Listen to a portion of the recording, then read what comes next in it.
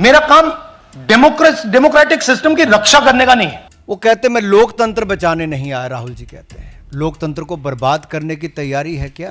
मेरा आपसे सवाल ये है कि जब आप कह रहे हैं कि ज्ञानेश कुमार जो चीफ इलेक्शन कमिश्नर है उन्हें पता है ये कौन कर रहा है, हाँ। और ये पॉलिटिकल फायदा जरूर किसी को हो रहा है, आप कह रहे हैं कांग्रेस के बूथ के ऊपर ही हाँ। सारे वोट्स डिलीट किए जा रहे हैं, तो वो कौन लोग आपके हिसाब से हैं जिनको ये फायदा पहुंच रहा है?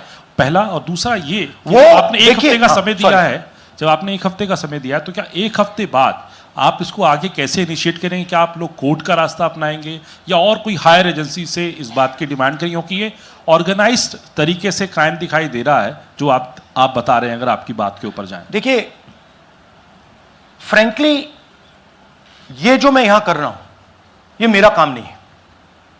मेरा काम डेमोक्रेटिक सिस्टम में पार्टिसिपेट करने का है। मेरा काम डेमोक्रेटिक सिस्टम की रक्षा करने का नहीं है। वो काम हिंदुस्तान के इंस्टीट्यूशंस का है। वो काम वो नहीं कर रहे हैं, इसलिए मैं कर रहा हूं।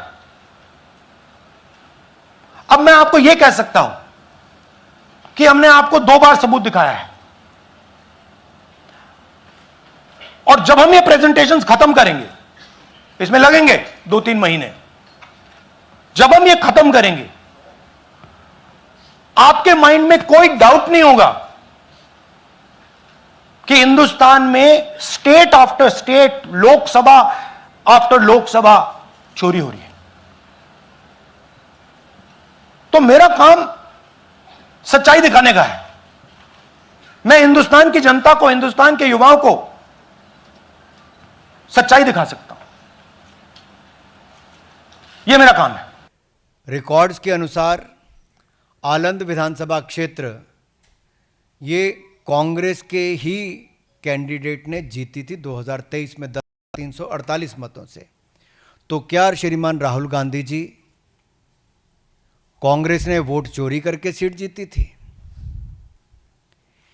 एक बात तो राहुल जी ने बातों में मान ली और अपने जवाब में कहा, वो कहते कहते हाइड्रोजन बम एक तरह से फोड़ गए अपने ऊपर ही। वो कहते मैं लोकतंत्र बचाने नहीं आया, राहुल जी कहते हैं लोकतंत्र को बर्बाद करने की तैयारी है क्या?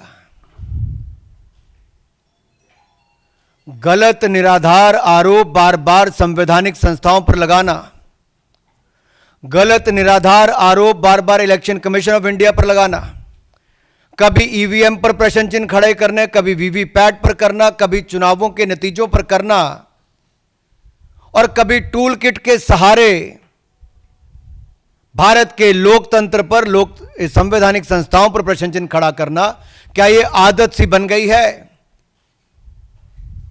क्या चाहती है कांग्रेस पार्टी? पूर्व प्रधानमंत्री इंदिरा गांधी जी सत्ता का दुरुपयोग करके, अफसरों का दुरुपयोग करके चुनाव जीती है तो कोर्ट उनको बाहर का रास्ता दिखाता है।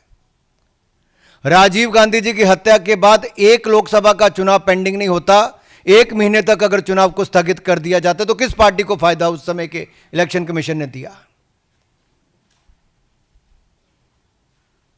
रमा देवी जी, एमएस गिल, टीएन शेषन से लेकर ये बाकी सारे इलेक्शन कमिश्नर जो थे किस पार्टी ने नियुक्त किए और वापस किस दल में गए? कांग्रेस पार्टी में गए।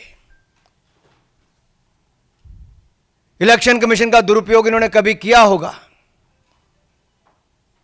उनको बड़े बड़े पद भी बाद में दिए होंगे,